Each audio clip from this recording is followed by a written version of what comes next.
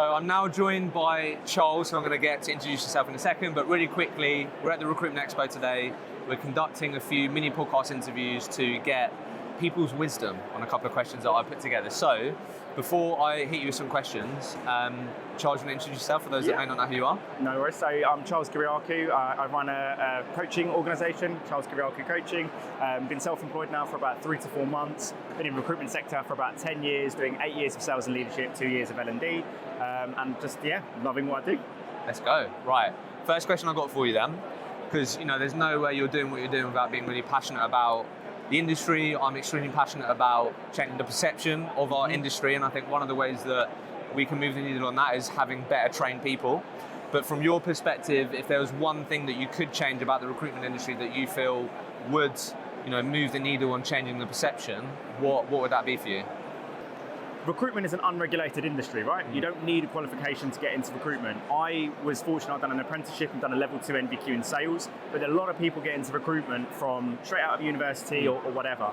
I think if you really want to change the perception of recruitment, if you really want to change the sector as a whole, I don't know whether actually incorporating a recruitment qualification to get into the industry makes sense. But how many recruitment agencies have consultants that don't have training? How many people have got a negative perception of recruiters because of the negative experience they've had with an agency that have called them with false promises or used cowboy techniques? So I think there needs to be some form of regulation where it's kind of, I don't know whether it's optional, again, I'm thinking out loud here, but something that says like, we are an organization that have a regulation around the training, like just some core sort of values that everyone in recruitment needs to abide to. If we have people like myself and companies like yourself that has the have like your trading platform, and recruiters can put on their LinkedIn profile that I'm an accredited recruiter, and then clients can then go at recruitment organizations and they have like, we are an accredited recruitment company, our consultants have had accredited recruitment training, can start changing the whole industry in respects to these people are trained on the core values and a proper way of doing recruitment. I think that would be hugely beneficial. Yeah, I think that'd be unreal.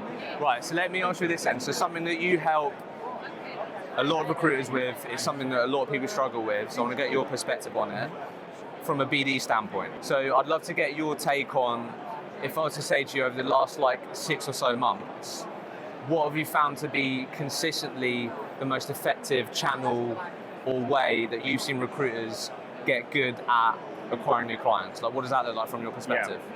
What you just said there about what's the single best, I don't think there is a single best, if I'm honest with you. I think the best recruiters they use every aspect of business development. So if you think about all the digital touch points and everything like that, the best recruiters will attack their client from every single angle possible. I worked for an organisation where we targeted people on 100 BD calls a day, similar to like what I done when I first got into recruitment. I don't think that works anymore. I've worked with recruitment organisations that have no KPIs and no cool metrics at all, and they basically do pure social selling, where it's just like purely LinkedIn and they pride themselves on everything inbound. I don't think that works for every recruitment agency. I think it's very dependent on the sector that you work in, but I think that you've got to do every digital touch point. So for example, for me, when I set my business up, the first month or so, branding and marketing, I was very, very consistent on LinkedIn. You and I spoke about this, and I was posting 3 to 6 days a week. Content that was valuable to my market, giving free stuff basically to my market, and then connecting with as many people as possible. As soon as those people connected with me, I made it my mission to go, right, thank you very much for connecting with me. I'm going to be really active on LinkedIn. What types of things would you like to see?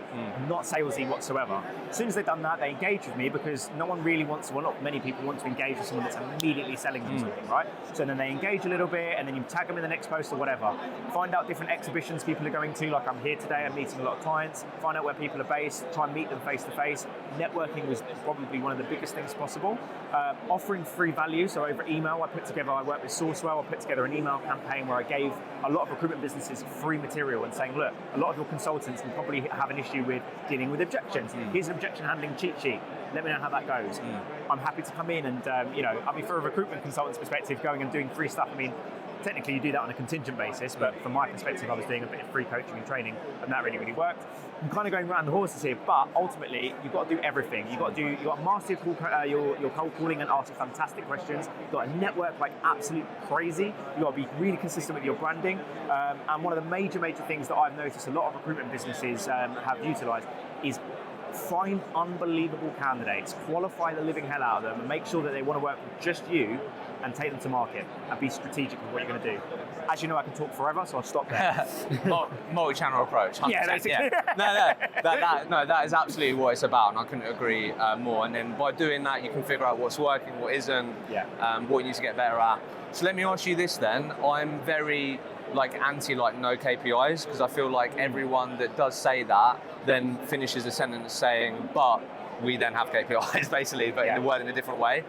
I feel like there's no recruiter that wouldn't want to know and understand how they can be successful. And I think when they're done right, their success metrics, you can reverse engineer on what you need to do to hit your billings target. So from your point of view, what is the most important metric as a recruiter I should be measuring that you feel really helps me understand if I track this and I'm doing well with it, it should mean I get the outcome that I want? What are the really important metrics from your standpoint? Besides the core metrics, which is your CVs, interviews, and jobs, I would say your job to placement ratio is huge, and I'd say your offer to placement ratio.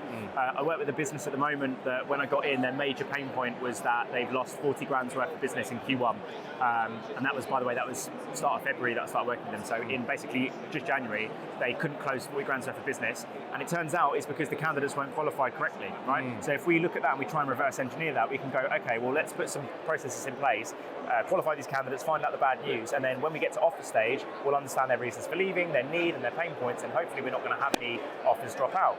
In just a month of working with them, they've had no counter offer accepted, they've had no deals fall out of bed, and it's predominantly because we looked at that offer to placement ratio, like you were saying, reverse engineered it and gone, right, it was actually the candidate issue, and worked in the candidate qualification. The second one, I think I see you talk about this a lot on LinkedIn, is about the job to placement ratio.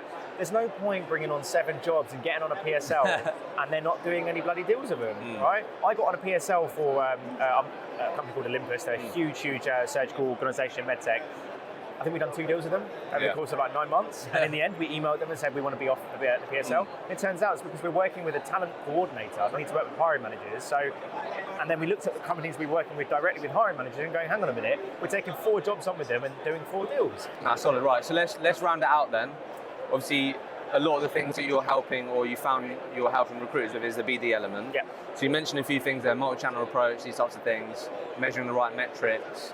We want one thing. What have you found to be? If you think about, I'm listening to this right now, I want to get more out of my BD. If there was one thing that I could implement tomorrow when I'm at my desk, that you feel the net positive would be I get more out of my BD activity, what would that one thing be from your perspective?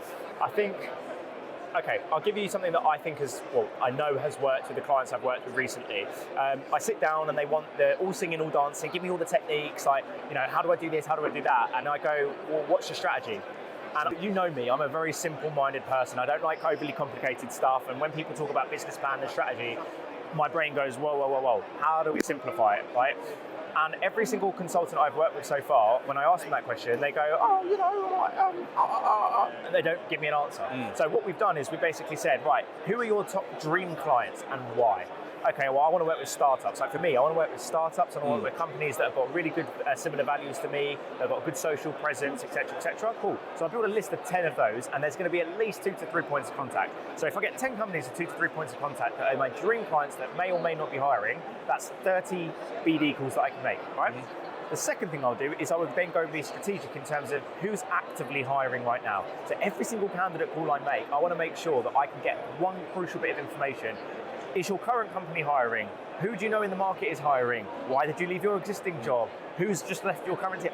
As many different types of leads. So then I build a list of a minimum of 10 companies I know for a fact are currently hiring, then map out who are 2 to 3 very, very good decision makers, points of contact that I can approach. So let's think, if I've got 10 companies I know are hiring now, and 10 companies that are in my ICP that I think I really want to work with them, there's 60 points of contact there that I can reach out to. Once we build that, then we can start working on things like, calling techniques, openers, different types of questions, and sales techniques, and all the rest of it. But I think for people, if they're listening to this, the first thing that you've got to do is build your short-term list and your long-term list, and then start working on tactics and things like that. Without the strategy and without a reason for calling them, you're going to lose. Yeah, I love that. So again, have a plan. It's crazy how many people don't have a plan, right? So yeah, take a step back, take some time to be on your desk, to then go back into it, but then hopefully be more effective with a plan. But Charles, thanks for joining me, and keep doing what you're doing. Thank you, mate. Appreciate it.